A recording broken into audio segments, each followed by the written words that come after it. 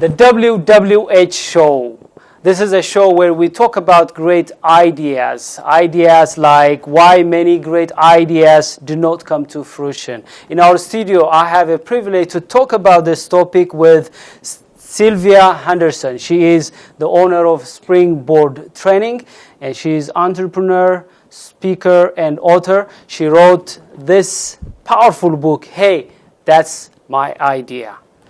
Sylvia, thank you very much for coming.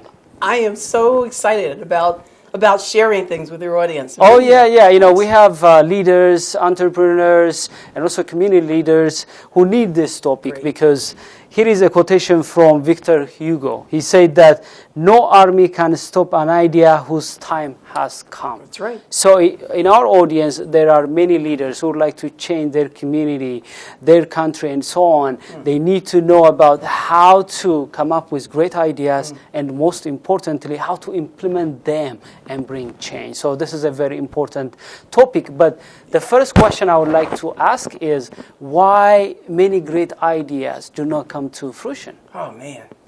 And there's so many out there that we don't see. The number one reason that I find when I'm working with clients is that there's, having it in your head is one thing and it's easy and we have so many of them in our heads usually. But why they don't get implemented is it's not easy. It takes work. And that distance between here and having them and then doing something about them and persevering and getting past the roadblocks and finding the resources, that's a big hurdle. And it's hard work. So there are great ideas, but the problem is we couldn't be able to bring these ideas and put them into action. Yes, and that hard work, you need people, you need resources, you need to know where you're going, or even what to do with that vague thing in your head. And all of that takes work. And so, only the people who persevere, only the people who have the passion to get their ideas out really make it. So half of the equation is having great ideas, but half of the equation then is the implementation, the most important part. So having great ideas, innovations, it doesn't matter as far as you're not implementing them, and as far as you're not taking them where they could become fruits. Yep. And it's exactly right. Like I said, you get them. A lot of times we get ideas at 3 in the morning or in the shower. And by the time we get to either writing them down, which is important, and doing something about them, they're gone. So it's, really it's important to just capture those ideas. And then you can kind of sort things out and get organized and work on them. On the contrary, there are also people who think that they don't have great ideas. What do you advise to them, or what do you say to them? I say, I don't believe you don't have an idea. One of the misnomers when I talk to people and say what I do, that I help you get your ideas out and implement it, they say, well, I don't have any new ideas. Idea doesn't have to be a new idea. A lot of people think, oh, I've got to have a new product. Oh, it's got to be a new service. Oh, I need to make a huge change in the world. And, we don't have to. An idea is a thought. An idea is an intention. Oh, I intended to do something. An idea could be a resolution, although I don't like to talk about New Year's resolutions because we don't keep them. But an idea can just be anything. It's a thought. So it doesn't have to be new. The other thing I say about I don't have an idea is you drive down the street, you walk down the street, you see something, and you go, that could be better. Or you experience something and you say, I didn't really like that experience. That's an idea when you think, I think it should be that. So it could just be an improvement. That means as far as there are problems out there are ideas to fix them. That's right. So we can't say that, oh, I don't have ideas. That's right. But you have ideas. The problem maybe is you're not thinking that those ideas are worthy to talk about, worthy to implement. Yeah. And I say any idea, even the smallest one, is worthy. Years ago, there was a product called the Pet Rock. I don't know if any of you viewers ever heard of that. Years ago, it's a rock that some guy had the idea to put that rock in a box and market it as, you have a rock, pet it, take care of it. I mean a rock. And he sold thousands of them. And I'm thinking, really? You know, there's something called Chia Pet. I think it's still out on the market. It's this plant pot, and I don't know what they put on the outside, but these seeds, and it's shaped like an animal. And all you do is you water it, and this animal-shaped plant comes up. And I'm thinking, Yeah. you know, that's ridiculous. These ideas look like very silly or That's something right. simple, but there are people out there who are going to need that kind of ideas. That's right. Who are going to invest their resources on that kind of ideas. And I know somebody wrote a book. A woman wrote, he didn't really write a book, sold a book, all empty pages. All empty pages, so she didn't even write it. And you can probably find it now on Amazon. It's called What Men Know About Women. And it's all blank pages. And she sold them. Thousands of them. So another idea. So you see, silly ideas, small. Yeah, but out there they That's right. extend message, empty, plain That's right. page as books. That's right. So your viewers need to know that if they have a thought, the world could need it. Yeah, so this is a waking call or something that provokes them now to think that, oh, maybe that idea is very important. Yes. Maybe that idea may have some people who may invest on it. So this is time for them to bring out their ideas, to bring out those ideas, write about them, like books or maybe like paintings, or talk about them through films, videos, blogs, and so on. It doesn't have to be that big. The thought of writing a book, that's Maybe not too easy much either. for some people, yeah. Right. The thought of painting, they might say, I'm not Oh, artistic. I'm not an artist, yeah. Just to do something, just to talk to somebody about it. Warning about that. Watch talking to your family, because some of the biggest disappointments are that little voice in the head where they say, oh, but that's dangerous. Oh, but maybe nobody will pay for it. Oh, but you should be careful. You know, your family cares about you. And they don't want you to for be your own disappointed. good. Yes, Yes, I know. So sometimes you need to watch sharing your ideas at the beginning stages with family. If you have a supporting family, then okay. But I say share your idea even with somebody you trust, who will bring you up, raise you up, and encourage you to implement that idea. And sometimes it has to be an outside person, which is what I do when I coach people, when I work with people. I'm that outside the family person who will encourage you, but I'll also help you figure out, is this really the right direction? Or maybe you should do this to carry your idea forward. So sometimes you need that outsider. So let me ask you one question. You are known as the Queen of Idea. And what led you to this mission of helping people to implement their ideas? I came out of the corporate world. You can't get much more corporate than the company I work for, and I won't say their name. When things happened and I got laid off, I got fired because of the economy, I had a lot of people say to me, so, you've been saying you can do your own business for years, you know. Here is an opportunity. That's right, here's an opportunity. So I started doing for my own what I did for other in the company, which was training. So I'm a training and speaking, and that's what I did for corporate. Started my training business, Springboard Training. And then when I was training communication skills, presentation skills, how to be professional in the workplace, a lot of times people ask, you know, I have an idea. In a meeting, when I say that idea, people go, oh, that's nice.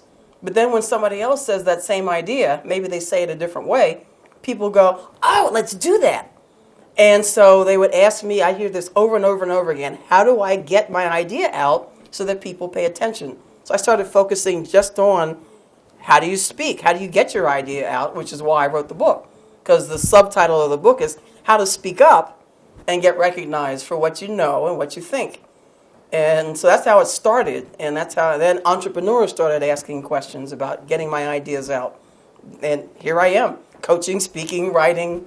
You're an evangelist for idea. Yes, Yeah, because I never saw anyone pursuing that. That means you found your niche, you found your passion, and you branded it very well. Because when I think of idea, I think of you. Great. And I believe that many of your followers and fans, they know that you are the right person to help them get out their ideas. Yeah, it's just a business coach. I'm just a business coach.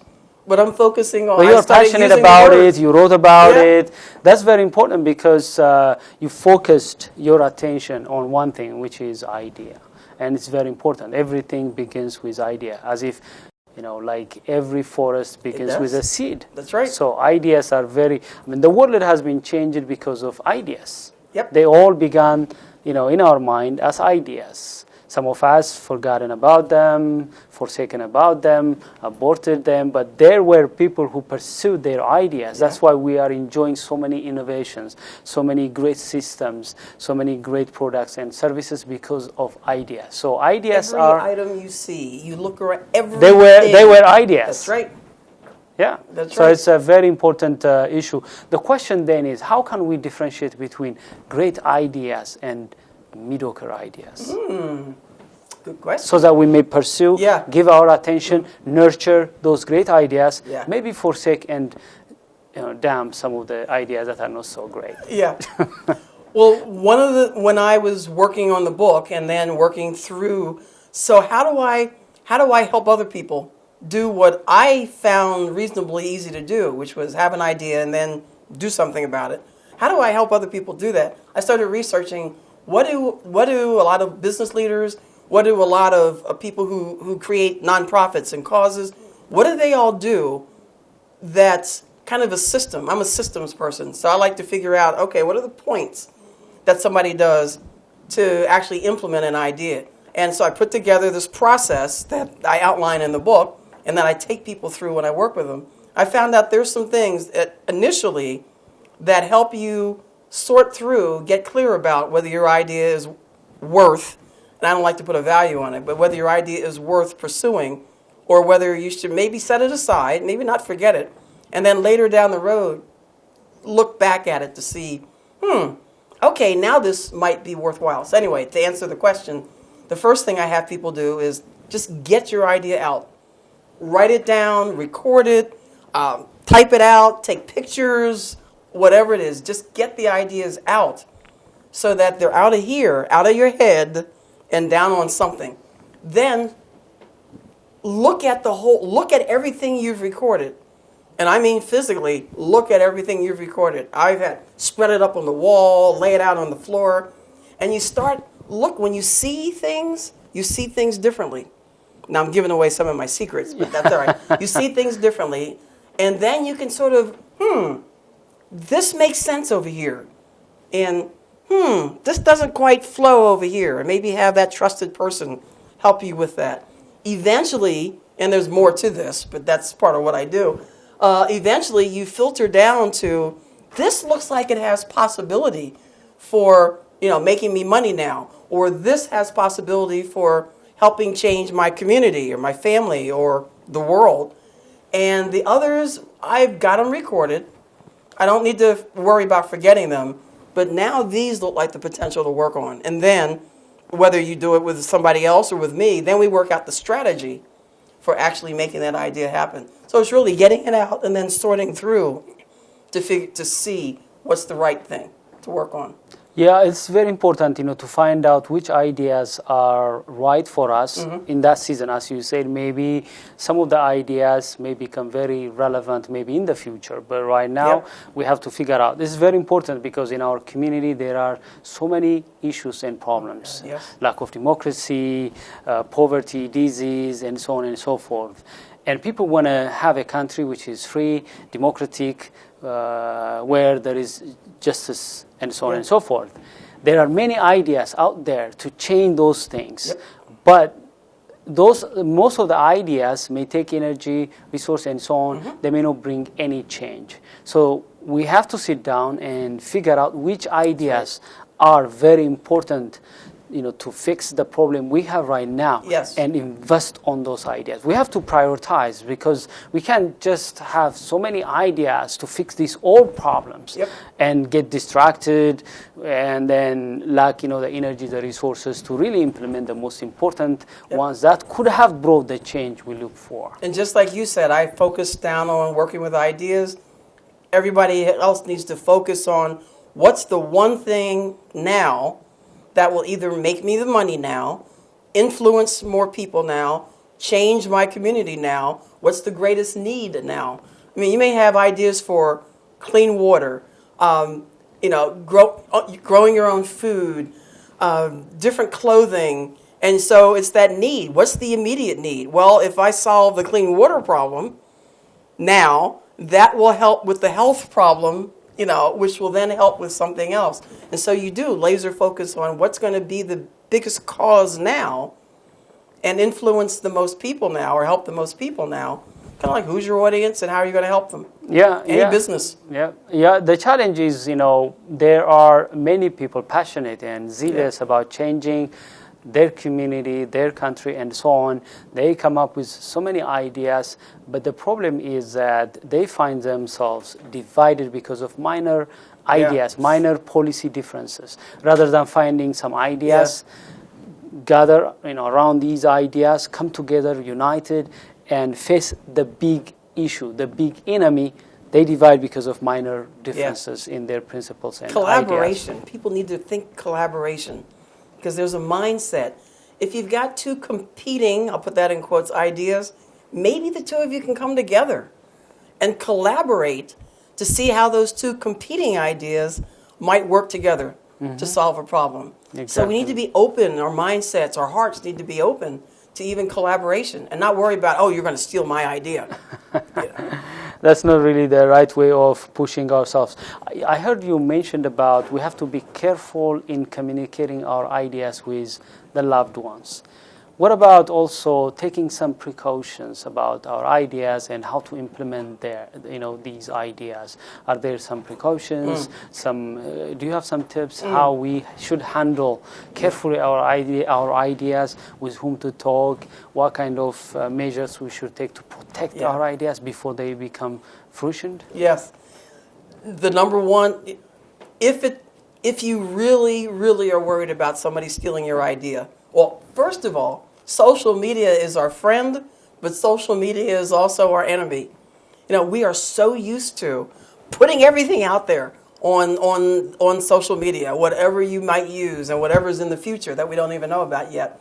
I say, be careful of throwing your idea out there to the world before you've formulated exactly what the idea is and exactly how you're going to implement it and what you need. So I caution using social media. Sometimes you can use it to test a concept, and that's fine, but be careful about putting your stuff out there completely. So my biggest advice is to find a trusted partner, whether it's a business colleague, whether it's somebody you work with. You might want to be careful with that. Find a trusted partner with whom you can do that back and forth until you can get your idea sorted clear, and you figure out what you need to do first, second, and third. And you may have to get an intellectual property, which is somebody who takes care of the stuff you're thinking about and writing. You may have to get an attorney or legal help to copyright something or trademark something, and there's differences, and that's a whole other topic, before you put your idea out there. I like that, because I remember when I was writing my books, I always make sure that my title and my contents, my outlines are sent to my email addresses. What I would do is, I have a draft, I will send to one of my emails, because you don't know somebody, let's say you send to one of the people that you trust to edit for you, or you send to an editor. What if that person just take the idea and make it his or her own? You don't know. So it may happen. So to protect yourself, you should always make sure that you have the print of the fingerprint of your idea. That's right. in online. What I do also, that I make sure that I write a blog, for example, about the idea and what I'm doing, and I post it. Of course, not completely giving what I thought, but I just mentioned that, because now people, if they steal with me, steal from me, the ideas were there. Yes. Because they may come up to you and say, oh, you steal my idea. They may say that. Yeah. Hey, look, I wrote about this long time ago, Yeah. even before you thought about them. So it's always good to find ways to make your ideas are yours. Yes. Of course, if they are big ideas like patents, books, and so on, you have to register them and Yep. make sure that you have the patent Yep. and the right to hold those ideas, titles, arts, and so on and so forth. And one of the advantages, this is where social media is your friend. When you say you blog about something, about your idea, well, yes, that's proof that you talked about it back then. That's also a good market test because people will comment, oh, that's great. Oh, we need that. Oh, have you tried thinking about it? So they'll, that's the Yeah. good about social media. They'll come back and you'll get a chance to, I can shape it this way. So it's free market research too. Well, yeah. Yeah. I remember once I wrote about values alignment. Okay. And then I start to get some interest from people. Some Yeah. of them, they gave me, hey, why don't you come and see whether our organization is There you values go. aligned. I went there, I did that. So yes, when you bring out an idea, you are testing it. Yep. People see whether Yeah. that's relevant for them or not. If they find it relevant, they ask you. That's when you get confirmation that Yeah. your idea is relevant and timely. Yep, exactly. Let's talk about another challenge. We talked about some people have difficulties to know that they have great ideas, or they think that they don't have many ideas, great ideas. But there are also many people who think that they have many ideas, but they don't know how to do with these many ideas. What do you counsel these people who have multitudes of great ideas? Almost the same process of first, for all the ideas that are up here, and I'm one of those, because I'll go, ooh, that looks good. And then I'll go, ooh, that looks great. So I suffer from that too, about different ideas and then, spreading too thin. So basically, almost the same process. That's why a system is great. That's why I research. So what happens when people don't do things versus when they do? Same system. You have lots of different ideas. Get them out. One of the main ways, a lot of my clients, or I advise them, get notebooks. Get notebooks. Or have different files on your computer if you're all electronic, or on your phone, or whatever you're using. And for every time you think about something about that idea, you go to that notebook and you just write about it. You just make notes about it. It could just be bullet points. You find something in a magazine that relates to that idea, clip it out, stick it in. So you have different notebooks for your different ideas. I happen to still be pen and paper. But if you have files in your computer, you have a thought about any idea, just record it. Take your phone, send yourself a note, and stick it as audio file but have a file on your hard drive. That may be old school, but have a file on your hard drive for each idea.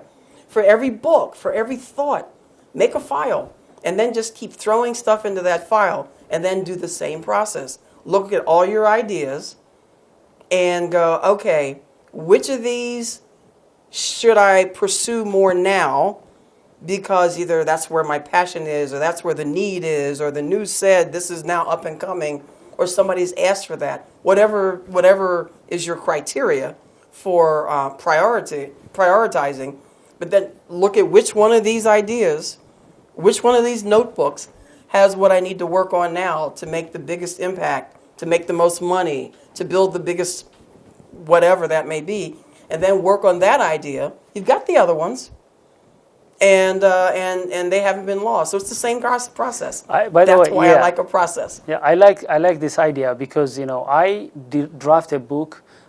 I got an idea. I draft about that book and work on it, and another idea comes. I'll start to work on that, and finally I have multiple draft books, manuscripts. But I will make this decision: which one of these ideas are the first to be out. Yes. Some of them I find out that I need to work a little bit on myself, because if I bring this idea right now, I don't have any proof that I have practiced this idea. So I say maybe let me wait maybe another 5 years for this idea to come out.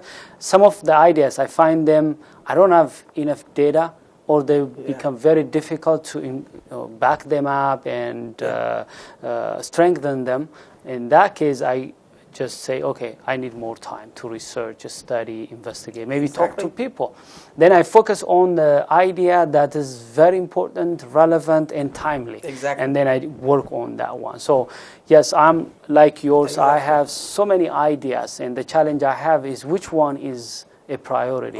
Which one should get my prime attention in terms of time, resource, and energy? Yep. So because I have limited energy, limited time, limited resources, I can't invest these on every idea I get. I have to prioritize that. So it's very important.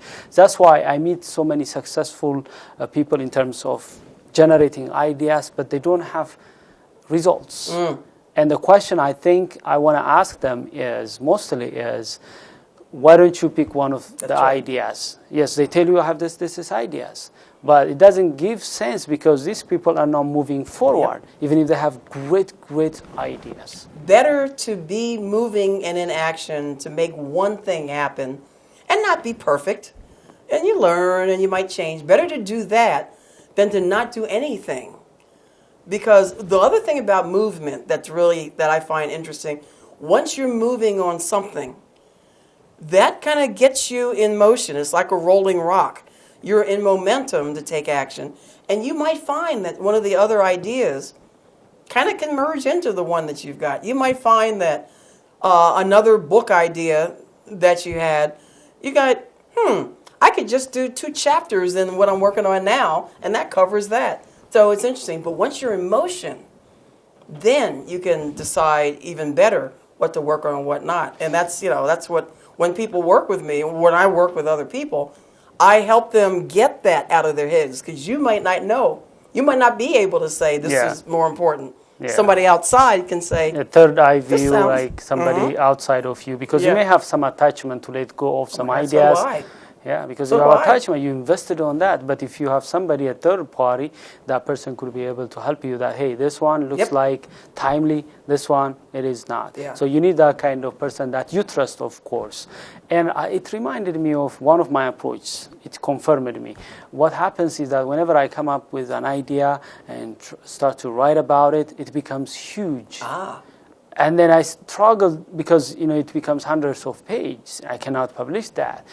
Recently, I discovered that rather than really taking one big idea, why don't I chop it down into multiple? So I decided, okay, rather than publishing this idea in one book, why don't I have a package of 3 books? There you go. Cover this part, first book, cover these parts, second book, cover these parts, the third part. So I can have a package of idea, but divided into 3 mini ideas. More money too. Yeah, exactly. But for the people, it's too much for the people to read your hundreds of pages. If you come up with 80 or 60 pages, your book, I like it because it's very small, but it's packed. So we should have, because if it is hundreds of pages, people see it, it's too much. And nowadays, that even scares people because we are in a fast bite world. Exactly. So it's almost, I need to get out, ebooks. I need to get out each chapter as an ebook. Exactly. Because the mind is not going to absorb even that now. Yeah, so we have to think of chopping down our great ideas. Another question I would like to ask you is, we're talking about now the implementation phase of idea. How can people get out their great ideas and implement them? Especially, we have audiences, business owners, community leaders. They have many ideas in their mind to change their community, to change their country, to make our country prosperous, democratic, and free country. But how can they implement these ideas from their mind into actions? I find sometimes we don't even know where to go or how to, I've got the idea. Who do I call on to make this happen? In fact, I'm going to work with somebody tonight who's got a great idea for community, for changing. He wants to change the world. And so we're going to work out, let's first figure out the one small thing you can do to take care of your immediate community. And then let's test that out. And then, we're going to brainstorm, which is a process of getting stuff out. but I'm going to make him bring it down to, let's just focus on changing down the street first. And then once you see how that works and get input, then let's work on changing the community, local. And then let's, while you're doing that, you'll be able to deal with the politicians and figure out who all you need to work with for resources. You're going to find out what resources you need. And then you can work on changing the state, here in America. And then you can work on changing the country and then changing the world. So it's sort of, you may have a big mission, a big passion, a big idea. First, work out how you'll change a little bit, work on this a little bit for market research, test it out, and then you can go bigger and bigger. And maybe it'll take 2 or 3 years, but you do a little, you learn, you do a little more from what you learned, and eventually you can change the world. How many times do we hear about one person who's changed the world? Yeah. Exactly, but they all began at small scale. Yeah. Some people come up to me and say, hey, Assegid, I want to really feed the poor. I want to change the life of street children. I want to change my country and make my country a united country and so on. I always ask them, what are you doing right now to bring that to picture? Because you can't really feed all the poor in the world at once. You can't. Start with someone maybe next to you, next door, in your neighborhood. Once you feed that person, you have some ideas on how to implement it better to the next level. And also you may get some people to support you because they see that you're committed, they see that you are investing your time in the resource you have, and then that's a proof that they're going to join you in terms of advancing your cause. But if you wait until you feed the whole world, it doesn't come. And the question that I would ask when somebody comes to me with that, which I hear, I say, and this is where the idea of people don't want to get specific, but I say, what's that look like?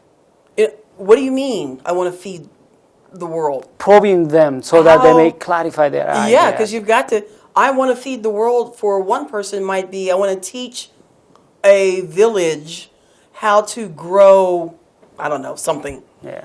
And for somebody else, it might mean I want to help replenish the fish in this lake, and teach people how to use nets and stuff to catch the fish. I don't know, but it's all. I want to feed the world, but it looks different. And if you're not specific with, well, I want to teach people how to grow a garden. Well, if I can get you to say that, so I go, oh, great. Now, what's that look like? What kind of garden? What do you want to teach them to grow? What kinds of food are sustainable? And I mean, those kinds of questions, so that now okay, I'm going to teach this kind of person with this kind of food. So now okay, so now I need seeds. So now I need to teach about soil. So now I need to teach, so now you can be in action. And that will feed the community and then feed the world. So you're not trying to do this massive feed the world. Be specific. I like that. I would like to quote Napoleon Hill. He said that first comes thought, then organization of that thought into ideas and plans, then transformation of those plans into reality. Yes. The beginning, as you will observe, is in your imagination. So, as you say now, I have to first imagine. Through the process of imagination that I could be able to see what I need, what I should look for, what kind of things to avoid, and so on. That imagination should come from imagination into reality by implementing. Of course, we need to have also a plan. So when you coach people, when you give them trainings, what kind of steps you tell them? For example, take idea A. How can we take idea A from starting point to end point? System. Remember, I got. Can you tell us something? I know you have written it in your book, but can you summarize it and tell us your system, how people can really take out their ideas from their mind and then put it into action and see the fruits of their ideas? Yep. And it's the same system that I take, entrepreneurs, solo individuals.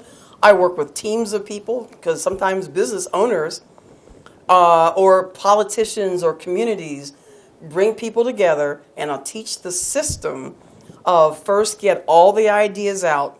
And like I've been saying, that could look like any way you want to record those ideas. Get all your ideas out, whether it's different people, then I work with them and say, okay, let's get your ideas together and see how they work together. And I just went kind of off sideways to answer your question, but to actually be in implementation, it's get them out of your head first. Same system. I call my system the impact process, which is what I detail in the book. And impact because we all want to make an impact with our ideas. Bottom line, community, world, Yes. family, whatever. So the I is initiate your idea. Get stuff out. Capture it. Get stuff on paper or wherever. The M for impact is mold your idea. So that's where you take all this big thoughts and you bring it down, you synthesize it, just like a computer does, to the most important, most effective idea or part of your idea. That's the M. The P is plot your strategy. Once you have what you're going to focus on, now it's time to start thinking, so what do I need? How long will it take me to get what I need? Who do I need to convince to support me? Who do I need to be introduced to? What resources, how much is it going to cost? Where will I find the money? How will I find, all of these go into the strategy. And that's probably the biggest piece that's why I say it's hard work, figuring that out from nebulous to real. But you got to get real. And that's where we work together to work on. And I just ask questions. The same questions I just said. How do you find this person? Or what will you need next? That's what your strategy is. You work out, for me, a timeline. Today is today. You want to change the world by next week? Impossible. Too ambitious. So we work out what has to be done tomorrow, what has to be done the next day. You have to plot it. You have That's to right. plan. You have That's to right. strategize. And you have to find people hate tactics. this. Yeah. They want to, I just want to do it. And that's where the systems person comes in. Yeah, scientifically, there are people who are left-sided. Yes.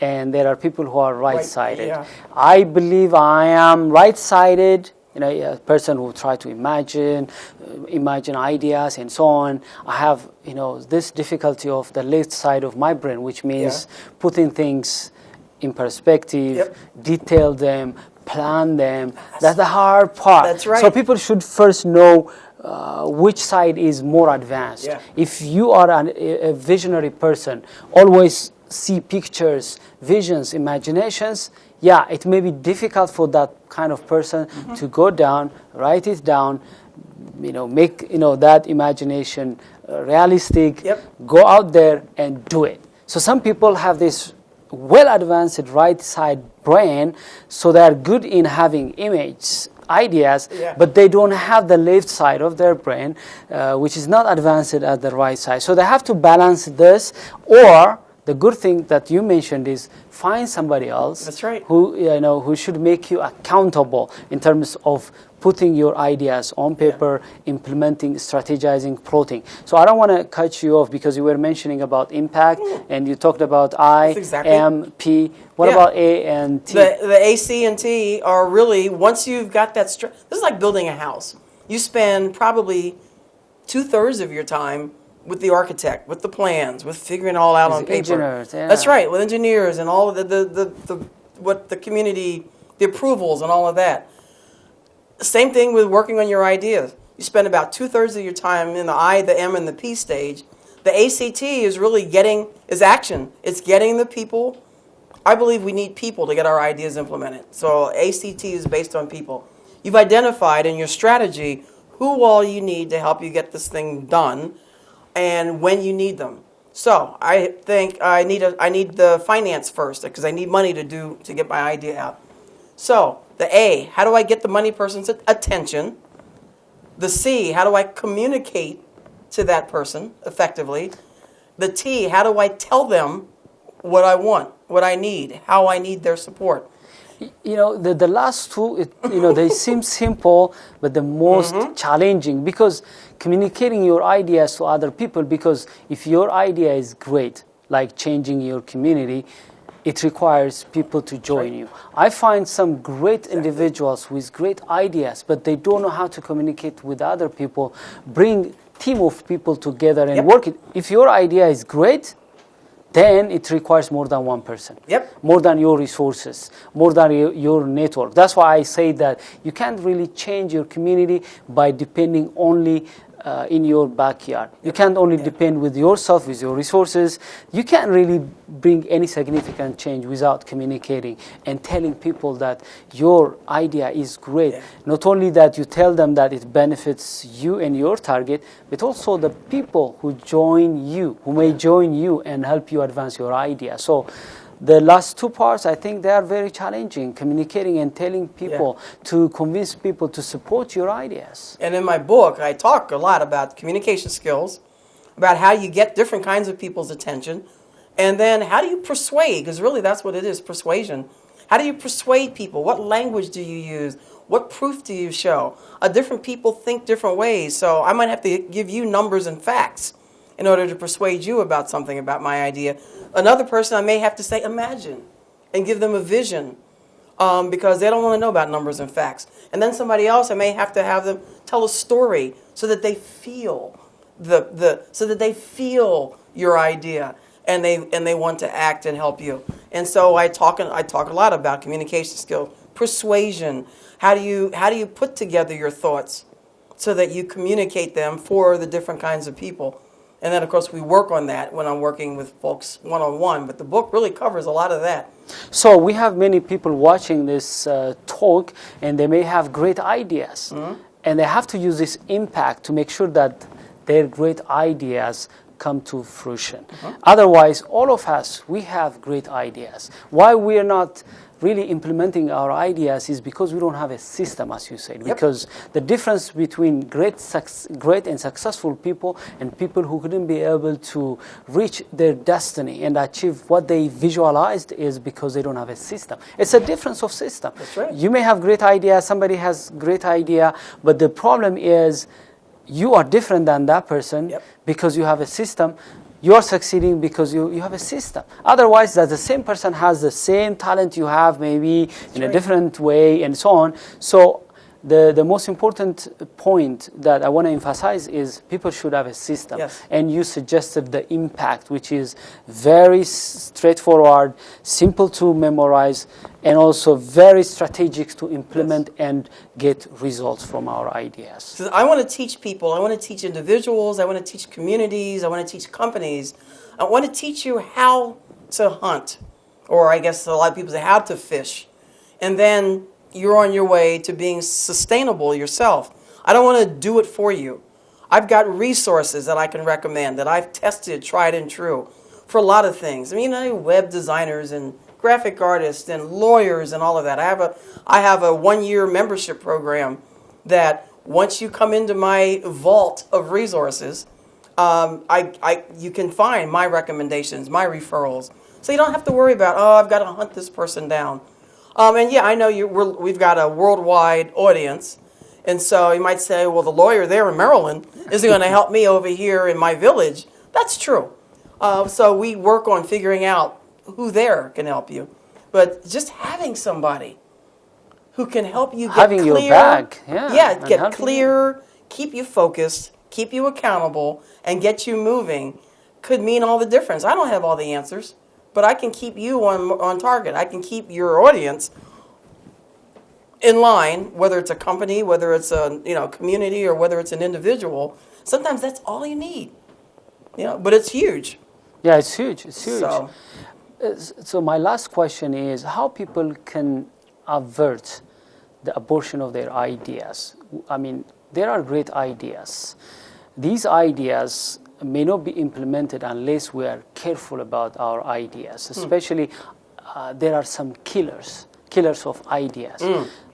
So what kind of tips you're going to give to people so that they protect their ideas from being aborted and also to protect their ideas from being stillbirth without reaching their ultimate potential? I know you mentioned about to be careful when we relate Intellectual with property, your, yeah. closest people. They may discourage you because Yep. they don't want you get hurt by having this great idea. And we talked about, consulting lawyers and so on. What other things they should do Okay. to protect their ideas from being killed? Okay. Well, and you mentioned too what you do, sending yourself a note or talking about it, high level, so that people can see you had that thought first. Some of what we can do is mindset. Some of what we can do to keep people from knocking us down and knocking our ideas down is up here. It's mindset. A huge part of work on an idea isn't just, I'm going to talk to this person, I'm going to talk to this person, I'm going to make this happen, I'm going to put this together. A huge part of us getting our ideas out is up here. It's constantly reading or listening to or watching positive messages, because every step of the way, somebody's knocking you down. Every step of the way. Sometimes it's because they care about you and don't want you hurt. Sometimes it's because they're jealous that you're working on something and they're not. They're jealous because you're uplifting yourself. And how many times does that happen in a community? They're jealous because you're uplifting yourself and they're not. So they can knock you down.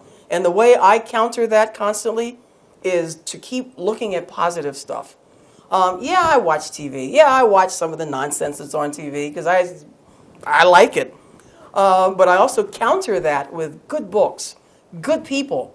Associate with people who will uplift you. We both we network.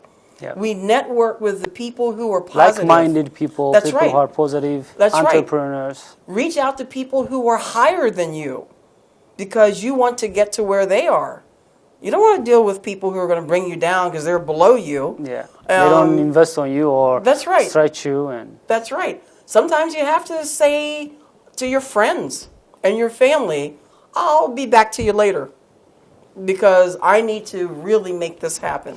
I want to emphasize on this one, especially Yeah. culturally, in our culture. Yep. I am from Ethiopia and I like our culture. But there are some cultural attributes that may deter you, especially when you live in the United States. It's a different culture. Once you are in the United States, you have to adjust yourself. That requires you to be culturally intelligent. You have to cross a culture. You are now in a different culture, and you have to adopt what you just say. Because for many people, they tell you, hey, first my family. Yep. But remember, the airlines people, they tell you that first put the mask for yourself before you Yes. help other Yes. people. If you don't put the mask first, Yeah. you die and the other person you care about also die. Great That's, analogy. that's what I've been telling people. Hey, before you try to help other people, stand with your, 2 Great feet. analogy. If you don't stand with your 2 feet, you can't help your community. Yes. You can't help your family members. But people struggle. So when we talk about ideas, you have great ideas. Make sure that you associate with great people. If your family members, your friends and colleagues are not nurturing your ideas, supporting you, uplifting you, stretching you, supporting and taking you to the next level, well, this is time to trim them. Yes. Because, as you say, you can come back. Relationship always, you can come back and, reconnect back. But if they take you down with themselves, and if you are dying, you don't help yourself, you don't help them, you don't help your community and your country. Yep. See how passionate you are about that message? Exactly. Yeah. And even here in the United States, obviously, I come from an African American community. Family is in many times key, and sometimes that's all you know. And I experienced plenty of times. Why are you? So you're just trying to be above us, that kind of an attitude. They consider you as a selfish, egotistical person, but that's not true. And well, thank you. You're committed for an idea. You're committed because ideas. I like a quotation here. No matter what people tell you, words and ideas can change the world. Oh yes. So you want to change the world, you want to change your country, your community, your life, first believe in ideas, great ideas and words. And also, people focus on people. But I like an idea from Mary Curie. She said, be less curious about people and more curious about ideas. Now people focus first on relationship, but I like relationships, but I make sure first that whether that relationship is helpful. Yeah. For both of us. I'm not saying only for myself. It should be a win-win relationship. Otherwise, if your relationship is killing your ideas, aborting your ideas, discouraging you, sending negative thoughts in your mind because it's counterbalance your ideas, and you can't really nurture and finally birth your ideas. Ideas requires to be nurtured. If they are not nurtured, they get aborted. Ideas need to be fertilized, watered, protected. If you don't do that, they wilter and finally they're gone, dry. That's why I love what you do. I mean, you're nurturing, you nurture differently from what I do, but still, you're nurturing people. You're giving them education through through your writings, through your programs, through your trainings. Yeah. And so you're nurturing ideas. You're educating on how to think, how to act, how to be in action, to get ideas, to get businesses going. Yeah, ideas, require loyalty to them. If you don't have loyalty to your ideas, if you always water them down because they are not acceptable by your relationships, acceptable by the people around you, you're not loyal to them. So the successful people I know are people who are loyal to their great ideas, because ideas whose time has come cannot be stopped by an army. So ideas are another quote. Exactly. So the commitment we have in this world, because everything we see, they are physical. They're not powerful, including our flesh, bone. They're not powerful, but our ideas. That's why even some wrong leaders like Stalin or Roy, hey, ideas are powerful, so deny people from entertaining ideas, because you want to change your world, your country, your community. It starts with an idea, and if you are loyal to your ideas, means you are loyal to your community, your country, because you believed in that idea, and you know that idea can change your community and your country. Why don't you focus and be loyal to that? But the problem is people always want us to appease people, try to water down the idea to the level of other people. That's not being loyal to an idea that could have transformed your country and your community. Yes. Oh man, yes. We could go on forever. Yeah, that's all. We have to stop it. Thank you very much for coming. I enjoyed our discussion, and my hope is that next time also we may come up with the remaining talks to finish what we have already started. Thank you very much for coming. And if people want to reach out to either get the book or learn how to work with me or whatever, make sure they know that they can find me at ideasuccessnetwork.com. So ideasuccessnetwork.com. Ideasuccess.com. Yes. Kind of makes sense. Yep. Dear our viewers, so on behalf of ISAT and our viewers, thank you very, very, very much. I know you are very busy. You get came your ideas out. Yeah, that's the message. So this is my hope that you have learned great things from Sylvia. She is the queen of ideas. She knows how to bring your ideas from your mind to action. I know that you have great ideas. If people tell you that you don't trust them. That's right. She already told you that everybody has great ideas. You have a great idea that can transform your community, your country. Please bring them out. The time has come for your idea to transform your community. No weapon, no army could be able to stop your idea whose time has come. So believe in your idea, and most importantly, implement them. You already heard from the expert, that is impact. Have a system. The difference between successful and mediocre people is having a system. And we gave you a system. Please adapt that and change your world. Thank you very much for watching.